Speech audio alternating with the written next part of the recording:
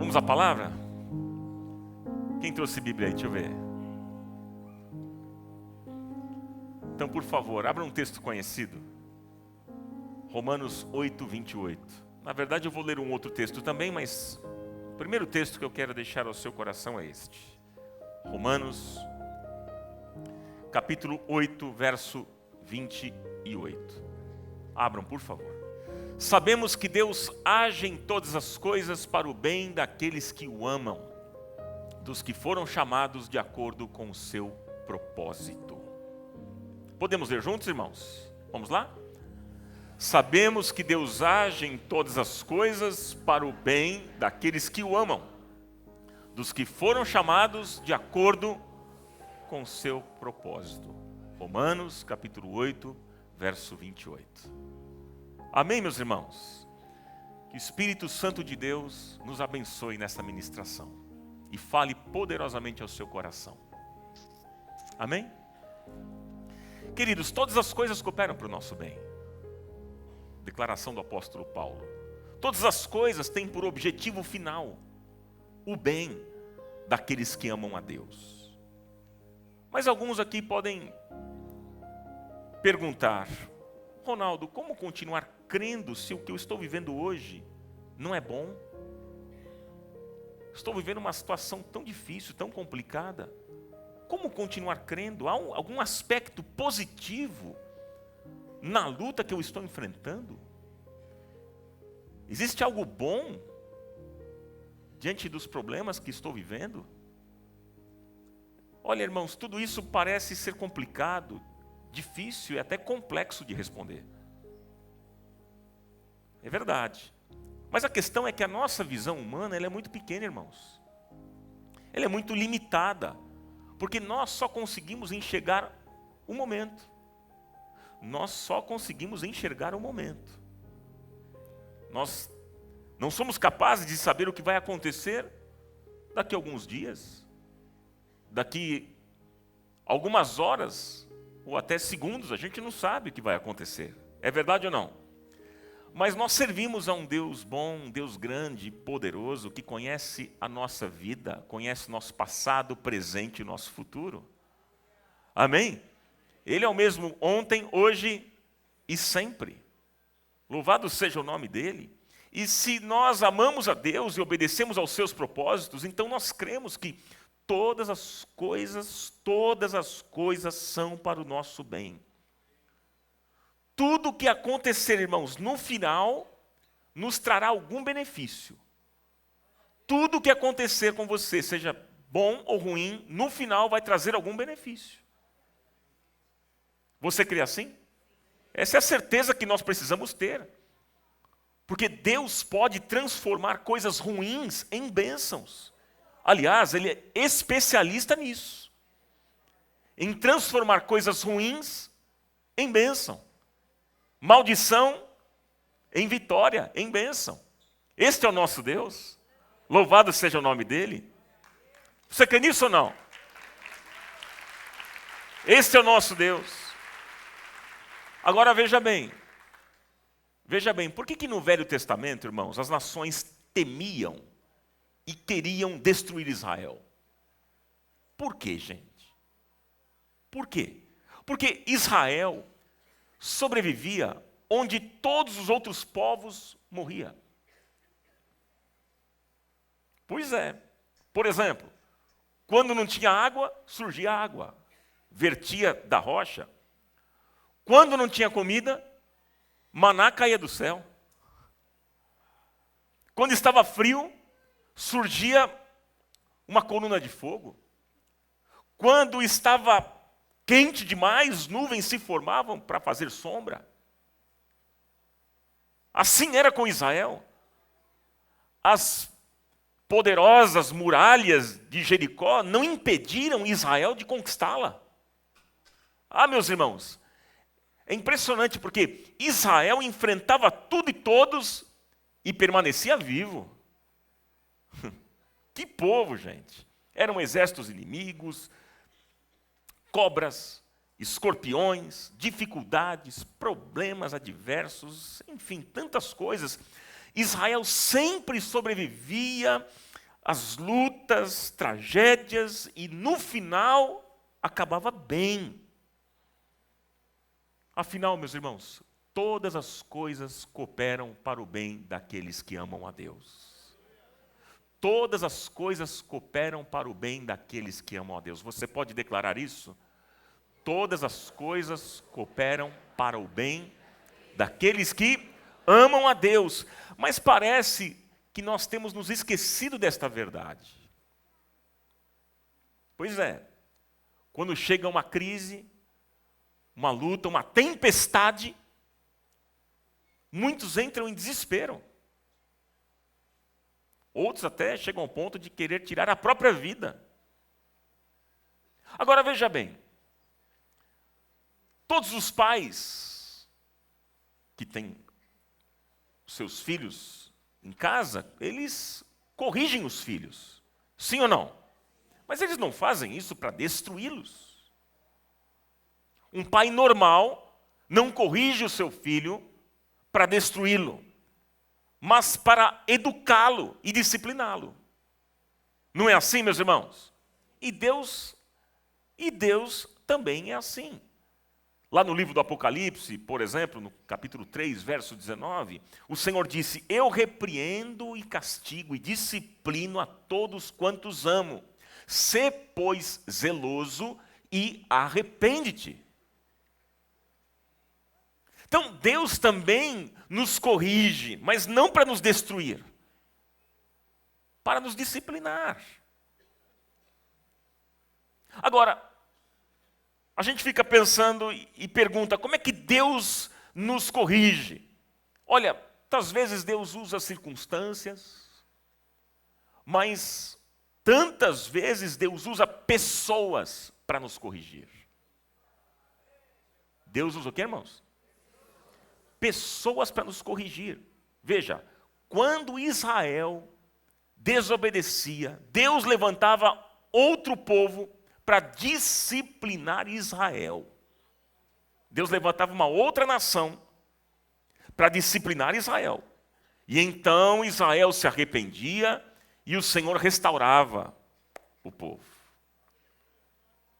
E eu creio que Deus continua, meus irmãos, usando esse método de educação. Deus tem agido assim. Quando nós, tantas vezes, vacilamos, surgem os problemas, as crises, as tempestades para nos ensinar. E algo que eu tenho aprendido é o seguinte, guarde aí no seu coração, algo simples. Quanto mais rápido a gente aprende as lições, mais rápido a tempestade passa. Agora, quando a gente não aprende, a tempestade pode até piorar e se tornar um furacão na nossa vida. Então o desafio é, vamos aprender rápido, gente? Vamos ou não? Sim ou não? Quantos querem aprender mais rápido? Que a gente às vezes insiste nos mesmos erros. E a tempestade não passa. E vai piorando. Que o Senhor abra os nossos olhos. Que o Senhor nos ajude. Amém? Agora, as tempestades serão inevitáveis. É verdade, elas sempre surgirão para nos ensinar alguma coisa. Deus sempre está querendo nos ensinar algo, meus irmãos. E é por isso que nós precisamos estar mais atentos e dispostos a aprender lições que serão valiosíssimas para a nossa vida. Por falar em tempestade, quero ler com você agora o texto que nós vamos meditar nesta manhã. Lá no Velho Testamento, livro de Jonas, no capítulo 1.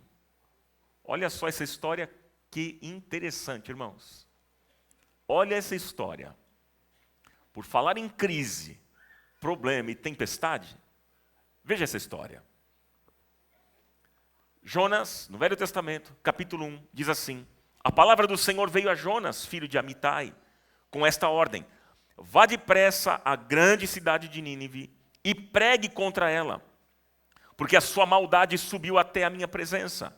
Mas Jonas fugiu da presença do Senhor. Jonas o quê, irmãos? Fugiu da presença do Senhor, dirigindo-se para Tarsis. Desceu à cidade de Jope, onde encontrou um navio que se destinava àquele porto. Depois de pagar a passagem, embarcou para Tarsis, continue lendo, para fugir do Senhor. Para fugir do Senhor. O Senhor, porém, fez soprar um forte vento sobre o mar e caiu uma tempestade tão violenta que o barco ameaçava arrebentar-se. Todos os marinheiros ficaram com medo e cada um clamava ao seu próprio Deus. E atiraram as cargas ao mar para tornar o navio mais leve. Enquanto isso, Jonas, que tinha descido ao porão e se deitara, dormia profundamente. O capitão dirigiu-se a ele e disse: como você pode ficar aí dormindo? Levante-se e clame ao seu Deus. Talvez ele tenha piedade de nós e não morramos. Então os marinheiros combinaram entre si: vamos lançar sortes para descobrir quem é o responsável por essa desgraça que se abateu sobre nós. Lançaram sortes e a sorte caiu sobre Jonas. Por isso lhe perguntaram: diga-nos, quem é o responsável por essa calamidade? Qual é a sua profissão? De onde você vem? Qual é a sua terra? A que povo você pertence? E ele respondeu: eu sou hebreu, adorador do Senhor, o Deus dos céus, que fez o mar e a terra. Então os homens ficaram apavorados e perguntaram: o que foi que você fez? Pois sabiam que Jonas estava fugindo do Senhor, porque ele já lhes tinha dito. Visto que o mar estava cada vez mais agitado, eles lhe perguntaram: o que devemos fazer com você para que o mar se acalme? Respondeu ele: peguem-me e joguem-me ao mar, e ele se acalmará. Pois eu sei que é por minha causa que esta violenta tempestade caiu sobre vocês. Ao invés disso, os homens se esforçaram ao máximo para remar de volta à terra, mas não conseguiram, porque o mar tinha ficado ainda mais violento. Mais violento, irmãos. E eles clamaram ao Senhor: Senhor, nós suplicamos, não nos deixes morrer por tirarmos a vida deste homem. Não caia sobre nós a culpa de matar um inocente, porque tu, ó Senhor, fizeste o que desejavas. Em seguida, pegaram Jonas e o lançaram ao mar enfurecido, e este se aquietou. Tomados de grande temor ao Senhor, os homens lhe ofereceram um sacrifício e se comprometeram por meio de votos. O Senhor fez com que um grande peixe engolisse Jonas, e ele ficou dentro do peixe 3 dias e 3 noites. Capítulo 2, verso 1. Dentro do peixe, Jonas orou ao Senhor, o seu Deus, e disse: em meu desespero clamei ao Senhor, e ele me respondeu. Do ventre da morte gritei por socorro, e ouviste o meu clamor. Verso 10 agora. E o Senhor deu ordens ao peixe, e ele vomitou Jonas em terra firme. Amém? Até aqui é a nossa leitura. Que história, hein, gente? Que história. E que desafio. Eu queria pensar com vocês, primeiro, apontar aqui nesse texto alguns erros de Jonas. Quais foram os erros de Jonas nessa história? Hein? Veja, Jonas, ele era um profeta acostumado a ser usado por Deus somente entre o seu próprio povo. E quando ele recebe ali a missão de proclamar a mensagem de Deus ao povo de Nínive, Jonas cometeu erros gravíssimos. Olha só o primeiro erro. Anote aí, por favor. Jonas tentou obedecer à sua maneira. Qual foi o primeiro erro, irmãos? Ele tentou obedecer do jeito dele, como ele pensava que tinha que ser. Irmãos, Deus só considera obediência, a obediência que é integral. Ou seja, a meia obediência para Deus é o mesmo que desobediência. É o mesmo que desobedecer. A Bíblia diz que o pecado entrou no mundo por causa da desobediência, lá no Éden, no Gênesis, de Adão e Eva. Ali começou. Para Deus, irmãos, obedecer é melhor do que o sacrificar. Como diz 1 Samuel 15, 22. Veja, Deus ordenou a Jonas que fosse. E ele decidiu ir. Ele foi. Foi ou não foi? Mas ele foi para o lugar que Deus falou que ele tinha que ir? Não, ele foi para um outro lugar e ele se deu mal. Olha, meus queridos irmãos, seja qual for o lugar que Deus nos indique para ir, nós precisamos obedecer. Nós precisamos obedecer. Nós precisamos permitir, meus irmãos, precisamos permitir que o Senhor seja o nosso Waze, não é? O GPS, não é? E nos conduza, que mostre o caminho, que mostre para nós a direção, porque Ele tem a melhor direção. E o Waze não vai te colocar em rascada, que é a palavra de Deus, porque lâmpada para os meus pés é a tua palavra e luz para o meu caminho. Louvado seja o nome do Senhor. Primeiro, o erro de Jonas. Ele tentou obedecer do jeito dele. Olha só o segundo erro de Jonas. Jonas tentou se esconder de Deus. A coisa só vai piorando, né? Um abismo chama outro abismo. Ele tentou se esconder de Deus. Tudo indica que Jonas sabia muitas coisas a respeito de Deus.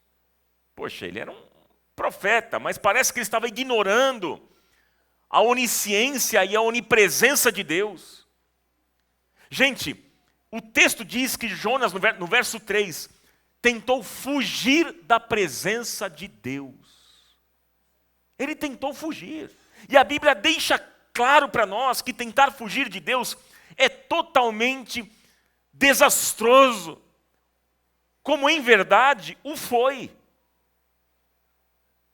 Porque, irmãos, Deus conhece tudo e todos, Deus conhece todas as coisas. Hebreus 4:13 declara que todas as coisas estão nuas e patentes diante de Deus. Mas Jonas tentou se esconder de Deus. Veja o terceiro erro, me acompanhe. Jonas imaginava que distância e tempo apagam os atos de desobediência. Gente, o erro fatal de Jonas foi supor que ele poderia desobedecer a Deus e ficar impune. Eu lembro quando criança, não sei você, mas quando a gente desobedecia o pai e a mãe, o pai dizia o seguinte, em casa a gente conversa. Quantos lembram de histórias assim na sua vida? Mas às vezes até voltar para casa à distância era uma viagem. E o que você fazia? Dormia. É ou não é? Você ficava lá, aí tentando ser todo amorosinho, né? Tentando mudar de assunto, achando o seguinte, bom, o tempo e a distância vai suavizar a coisa.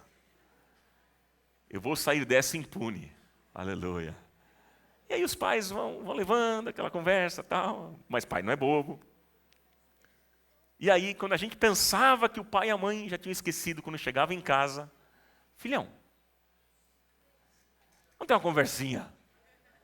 Vem aqui. Mais ou menos isso que Jonas fez. O erro fatal aqui de Jonas foi supor que ele poderia desobedecer a Deus e ficar impune. Deixa o tempo passar. Deixa as coisas acontecer. Deus vai esquecer. Deus é bom, Ele vai esquecer. Gente, nós vivemos no tempo, mas Deus habita na eternidade. Você acredita nisso ou não? Então, tempo e distância nada significam para Deus. Meus irmãos, o nosso dever qual é? É atentar para todos os detalhes das ordens do Senhor e cumprir a sua palavra com exatidão. Como deve ser cumprida, porque do contrário, a consequência virá. Gálatas 6, 7. Paulo declara, Não se deixem enganar. De Deus não se zomba. Porque tudo aquilo que o homem semear, isso também ceifará, colherá. Então veja, primeiro Jonas tentou obedecer a sua maneira, depois ele tentou se esconder de Deus, fugir de Deus. Agora Jonas imaginava que distância e tempo iriam apagar os atos dele de desobediência. E o quarto erro de Jonas, qual foi? Jonas tentou colocar sua honra acima da honra de Deus. Isso é um problema, irmãos, porque nenhuma honra pessoal pode substituir a honra devida a Deus, o Senhor. Guarde isso no seu coração. E aí eu fico pensando, quantos e quantos têm deixado de cumprir o propósito de Deus em sua vida por causa dos seus próprios sentimentos, suas paixões, preferências, desejos, opiniões. Quantos? Jonas não simpatizava com os ninivitas, mas Deus queria salvá-los. Jonas queria a destruição deles, mas Deus planejava um grande avivamento ali. Ah, meus irmãos, todas as vezes que razões e motivos humanos se sobrepõem ao plano de Deus, o resultado é catastrófico. O resultado é o que, irmãos? Catastrófico. A vontade do Senhor é sempre boa, perfeita e agradável. E é na obediência a Deus que nós descobrimos como são formados os verdadeiros heróis. Um Davi, um Moisés, um Abraão, um Josué e tantos outros, e tantos outros. É isso que faz a diferença. Então, pelo menos 4 erros que a gente vê nesse texto, que Jonas cometeu. Mas quais são as lições que nós podemos aprender nessa história? E eu queria muito que você anotasse, porque são lições valiosas para a sua vida, para a nossa vida. Olha só, queridos, a primeira lição que a gente aprende nessa história é que ninguém consegue fugir da presença de Deus. Vamos repetir isso, irmãos? Ninguém consegue fugir da presença de Deus. Jonas estava querendo fugir de Deus, diz o texto, mas o Senhor estava vendo tudo. Porque não há nada que não esteja claro, irmãos, diante dos olhos do Senhor. Deus vê todas as coisas. Deus conhece todas as coisas. A Bíblia diz, Provérbios 15:3, que os olhos do Senhor estão sobre a terra, em todo lugar, contemplando os maus e os bons. Então, a primeira lição que nós podemos aprender é que nós devemos parar de tentar enganar e dissimular. Irmãos, porque enganar é coisa tola, é estúpida. Porque não há como enganar a Deus, porque Ele conhece tudo, Ele conhece todos. Você acredita nisso ou não? E o mais importante para Deus não é o que você faz, mas suas motivações. Porque Deus não vê apenas o que você faz, mas Ele vê principalmente o que está por detrás daquilo que você faz. Você pode ter uma boa ação com uma péssima motivação. Sabia disso? E Deus não se agrada. Por exemplo, você pode fazer um elogio a uma pessoa, o elogio é bom ou não? Sim ou não? Com uma motivação errada, com uma segunda intenção no coração. Você pode dar dinheiro para alguém que está precisando. Isso é uma atitude boa ou não? Alguém que precisa. Você abençoar essa pessoa com dinheiro, isso é bom ou não? Sim, é bom, uma atitude boa.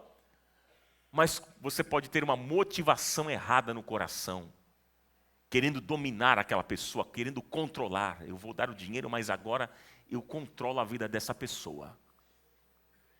Porque Deus não vê apenas o que você faz, mas Ele vê o que está por detrás das suas ações. Porque o homem olha o aparente, mas Deus vai além, irmãos. Deus olha o coração.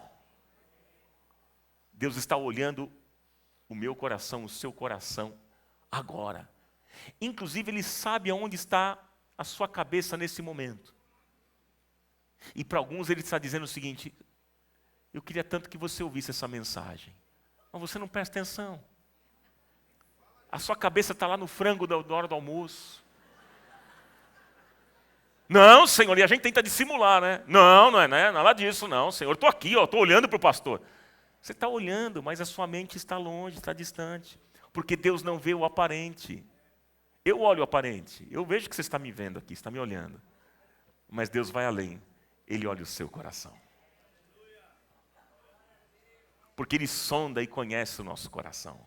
As palavras nem chegaram à nossa boca e Deus já sabe. Os pensamentos nem foram pensados e o Senhor conhece todos. Ele conhece o nosso deitar, o nosso levantar.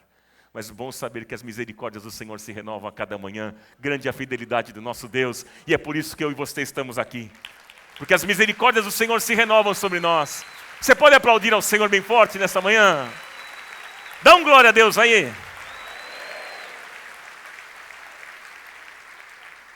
Agora, gente, saber que Deus está em todo lugar, olhando para você, é bom ou ruim?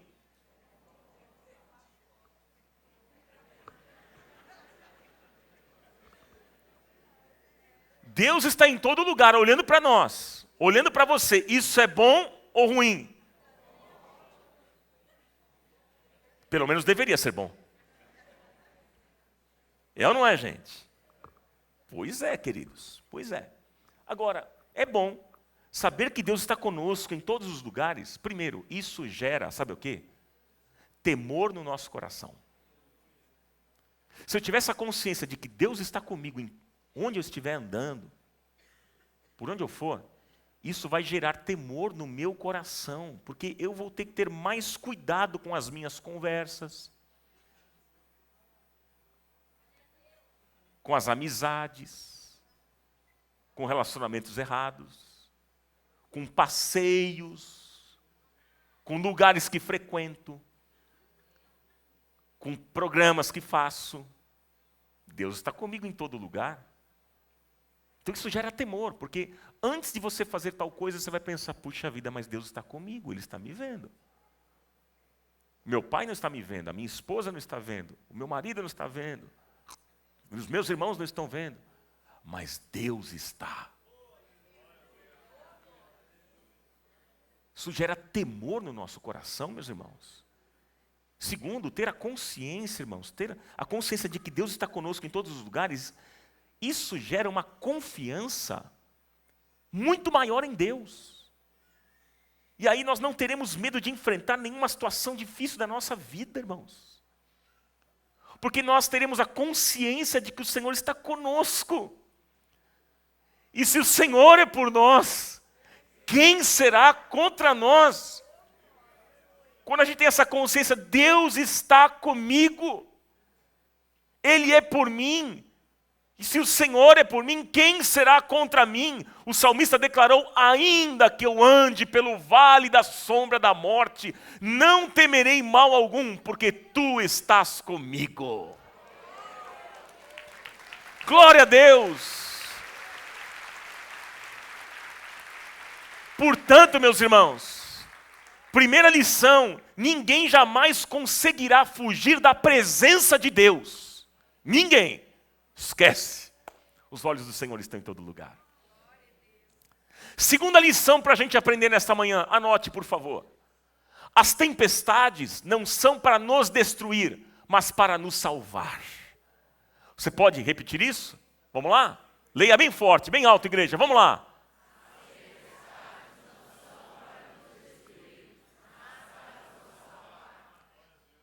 Quem é que enviou essa grande tempestade? Quem que enviou? O versículo 4 diz que foi o Senhor que enviou. Mas a tempestade foi enviada para quem? Para quem? Não. Vamos lá. Escola, vamos lá. essa tempestade foi enviada para quem? Vocês querem falar ou não? Gente, essa tempestade foi enviada para o capitão do navio que vendeu a passagem para Jonas. Foi para ele. E o capitão tentou de todas as formas controlar aquele navio no meio da tempestade. A tempestade era um aviso ali para o capitão. Ele vendeu passagem para a gente errada.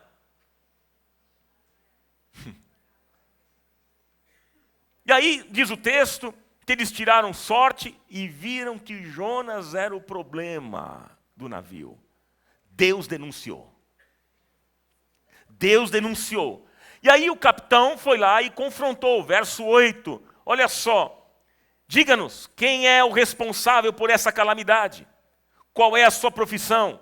De onde você vem? Qual é a sua terra? A que povo você pertence? Que time você torce? É Palmeiras? Está fora?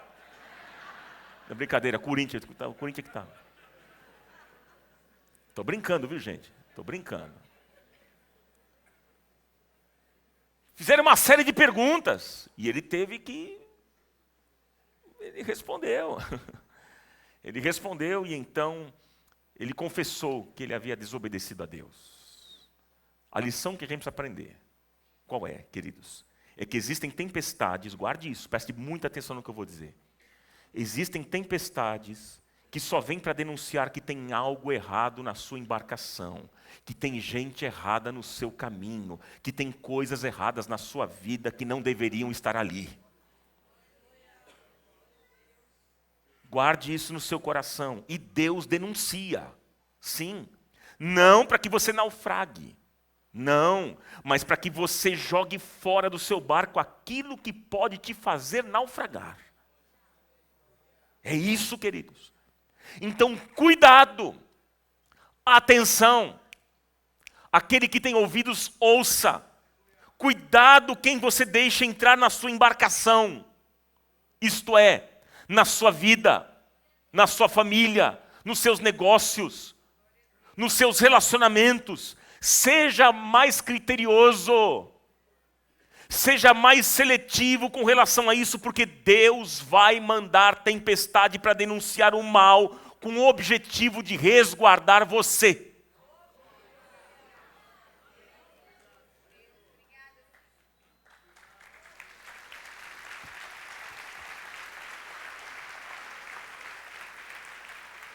Vem a disciplina.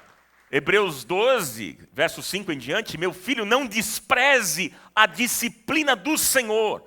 Nenhuma disciplina parece ser motivo de alegria no momento, mas sim de tristeza. Mais tarde, porém, produz fruto de justiça e paz para aqueles que por ela foram exercitados. Amém? Qual é a terceira lição que a gente pode aprender nesta manhã? Anote. Jogue fora da sua vida tudo que não agrada a Deus. Você pode dizer isso bem forte? Vamos lá.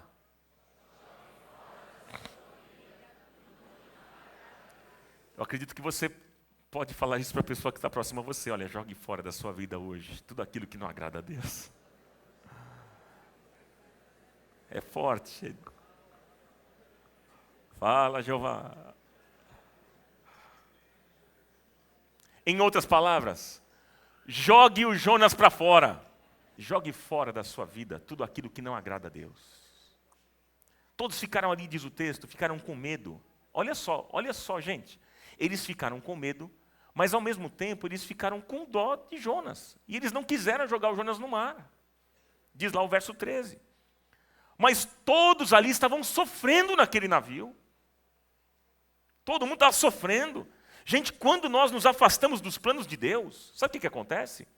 Nós levamos as outras pessoas que estão perto da gente ao sofrimento. Que é o que estava acontecendo aqui nessa história. E por causa de decisões erradas, de atitudes erradas, nós machucamos e magoamos pessoas. Então, a lição que a gente tem que aprender, a terceira lição, é que nós devemos jogar fora da nossa vida aquilo que não agrada a Deus. A infidelidade, a murmuração, a fofoca, a maledicência, os vícios, um relacionamento errado, atitudes más, perversas, enfim, pecados. Aquilo que não agrada a Deus. Agora eu pergunto para você nesta manhã, nós estamos dispostos a jogar fora tudo aquilo que não agrada a Deus, ou nós vamos manter por dó? Porque é assim que estava acontecendo na história. Em vez de eles jogarem o Jonas para fora, eles estavam mantendo. Não, vamos tentar um pouco mais. E eles estavam tentando, e o que acontece? O que aconteceu? O que é que o texto diz? A coisa só ia piorando. A tempestade ia piorando. E os homens diziam, não vamos jogar o Jonas fora, não. Ele é tão legal. Ele é agradável, me faz bem. Esse Jonas como me faz bem. Como ele me faz bem. Mas chegou uma hora que o capitão olhou para um lado, olhou para o outro. Não tem jeito não, fora Jonas. E aí ele tomou a decisão certa e jogou o Jonas fora. E jogou. Eu pergunto para você, nesta manhã, você vai ficar com o Jonas ou com a sua família? Você vai ficar com os Jonas ou com as suas finanças corretas? Você vai ficar com os Jonas ou com a sua integridade moral? Você vai ficar com os Jonas por dó ou com a sua fé? Hein? E saiba de uma coisa, os Jonas, eles nunca cometem suicídio não, viu gente? Eles só vão embora se você mandar. A atitude tem que ser tua. Sabe, talvez, meu irmão, minha irmã, a tempestade que você está enfrentando hoje seja portadora do aviso que tem algo ou alguém na sua vida que precisa ir embora. Jogue isso fora, em nome de Jesus. Seu pai está te alertando? Obedeça, ouça os seus pais. Ouça o teu pai e a tua mãe, mesmo que você não entenda na hora. Ouça. Tua esposa está te alertando? Ouça a tua esposa. Teu marido está te alertando? Ouça o teu marido. O teu pastor está te alertando? Ouça o teu pastor. Tem algo errado? Lance fora. Tem gente errada na sua embarcação? Lance fora. Lance fora, em nome do Senhor Jesus. O apóstolo Paulo disse em Efésios 4, 22 a 24, que quanto ao trato passado, vos despojeis do velho homem, que se corrompe pelas concupiscências do engano, e vos renoveis no espírito da vossa mente, e vos revistais do novo homem, que segundo Deus é criado em verdadeira justiça e santidade. Põe para fora aquilo que não presta. Jogue fora da sua vida aquilo que não agrada a Deus. Arrependa-se e mude de atitude. Faça isso, meu irmão. Faça isso, minha irmã. Arrependimento é metanoia. É mudança de mente e coração. Arrependimento é tomar a direção oposta. Eu estava indo para a direita, então eu vou para a esquerda. É assim. A gente toma uma decisão de uma direção oposta. Isso é arrependimento verdadeiro. Porque pecado encoberto, gente, atormenta a vida e aflige o coração. Vocês sabem disso, a gente sabe disso, sim ou não, irmãos? Claro! E quando nós temos a consciência do mal que nós estamos fazendo, não pode haver espaço para desculpas e justificativas. Não pode, meu irmão, minha irmã. A Bíblia diz que aquele que encobre as suas transgressões jamais prosperará. Mas aquele que as confessa e deixa, alcançará misericórdia. Provérbios 28, 13. Quem confessa e abandona o seu pecado, alcança misericórdia e perdão. Dá para você dizer um amém aí ou não? Amém? Olha, queridos, e aí, assim que o capitão jogou o Jonas fora do barco, Diz o texto que a tempestade passou e ele conseguiu seguir a viagem com segurança. E eu creio, provavelmente, que depois desse episódio, o capitão deve ter sido mais cauteloso, mais cuidadoso, mais criterioso e seletivo com quem entrava no seu barco. Gente, muitos olham para as tempestades da vida com uma visão fatalista. Muita gente pensa que as tempestades são mais fortes e que não podem enfrentá-las porque serão destruídos. Mas eu quero dizer para você que isso é um grande engano. Ah, Ronaldo, eu não consigo. Ah, não vai dar certo. Não vai ter jeito. É melhor eu não enfrentar. Deixa isso para lá. Eu não vou conseguir. Mas a verdade é que todas as coisas cooperam para o bem daqueles que amam a Deus. Todas as coisas cooperam para o bem daqueles que amam a Deus. Nós devemos fazer então, meus irmãos, a leitura correta das nossas crises e aprender lições. Precisamos fazer isso. Pergunto para você, o que é que você precisa abrir mão? O que é que precisa ser jogado fora? Que você ainda não jogou. Talvez você esteja enfrentando tempestades. Ou então você acabou de sair de uma tempestade e ainda está molhado. Talvez. Elas vêm para nos advertir e nos aperfeiçoar. Nunca para nos destruir. Não é esse o objetivo. E a única garantia da vitória, sabe qual é? É Jesus no barco. É ter a presença de Jesus no barco. Porque com Cristo no barco, tudo vai muito bem e passa o temporal. Você acredita nisso? Ele disse, Jesus mesmo disse, que a vida não seria fácil. No mundo tereis aflições, mas tem de bom ânimo. Eu venci o mundo. E se ele venceu, ele capacita a mim e a você a sermos também mais que vencedores. Louvado seja o nome dele. Mas a presença de Jesus no barco, na nossa vida, é alívio certo. Porque ele é o passaporte para a vida eterna. Você acredita assim? E eu quero encerrar essa ministração para nós orarmos nesta manhã. Em pé, por favor, porque nós vamos ler um texto de 2 Coríntios capítulo 4, verso 16 ao 18. Você vai ler comigo esse texto. Você vai ler comigo. E depois dessa leitura nós vamos orar em cima daquilo que nós meditamos nesta manhã. Amém, irmãos? 2 Coríntios, no capítulo 4. Verso 16 até o verso 18. Vamos ler juntos? Por isso, não desanimamos. Embora exteriormente estejamos a desgastar-nos, interiormente estamos sendo renovados dia após dia. Pois os nossos sofrimentos leves e momentâneos estão produzindo para nós uma glória eterna que pesa mais do que todos eles. Assim, fixamos os olhos não naquilo que se vê, mas no que não se vê, pois o que se vê é transitório, mas o que não se vê é eterno. Louvado seja o nome do Senhor.